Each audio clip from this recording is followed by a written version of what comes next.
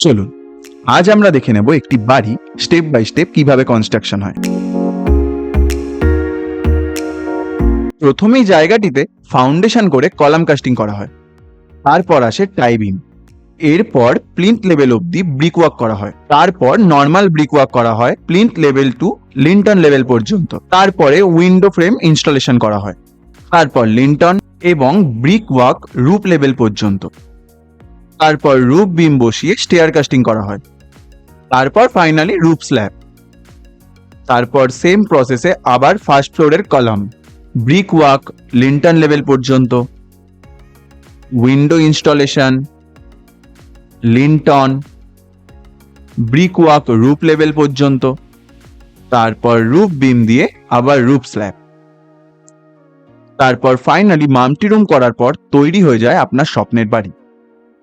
কেমন লাগলো step by step আপনার স্বপ্নের বাড়িকে তৈরি হতে দেখতে? আপনারাও যদি স্টেপ বাই স্টেপ নিজের বাড়িকে এরকম যত্ন সহকারে গড়ে তুলতে চান, তাহলে আমাদের সাথে যোগাযোগ করুন।